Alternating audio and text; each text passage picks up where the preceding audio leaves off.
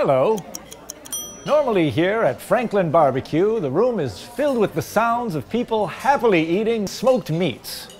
But we're here on a day when they're closed to see what other kind of sound effects we can find. Let's take a look. Well, the first thing we need to do when making sound effects at a restaurant is to make sure we don't get any hair in the food. Let's make a hat.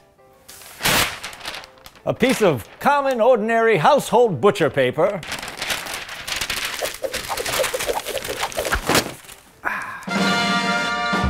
Now we're ready to make sound effects.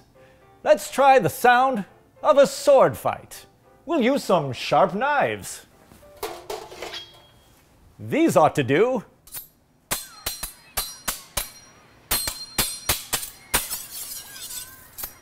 The funny thing about sharp knives is that they're actually quite dangerous. You need to be extremely careful that you don't cut yourself. Let's try making the sound of our sword fight with spoons. Here's some giant restaurant spoons. Let's give their handles a try.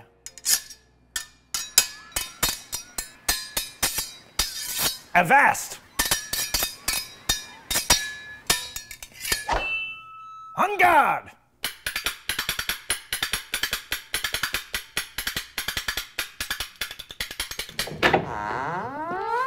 Let's see what other sounds we can find.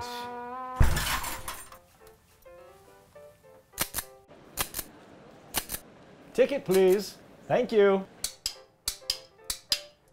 Can you signal for a right turn?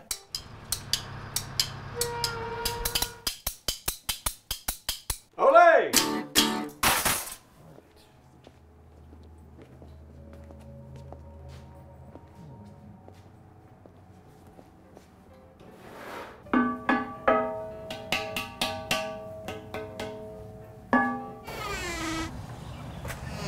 Well, this is where they smoke the meats. Let's see what sort of sounds we can find.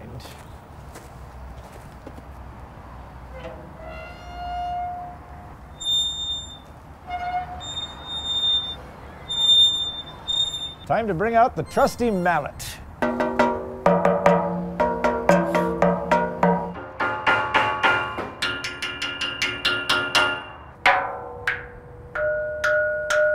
If we use the soft part of the mallet,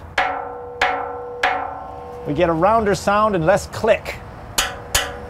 Using the stick, more click. Let's open her up. This giant resonating piece of metal gives your voice a lot of reverberation. You sound like you're in a big cave made out of metal. Any meat in here? Any sound effects? This is a scary cave. Smells good though. Well, we certainly had a great time at our field trip to the restaurant. Thanks for coming.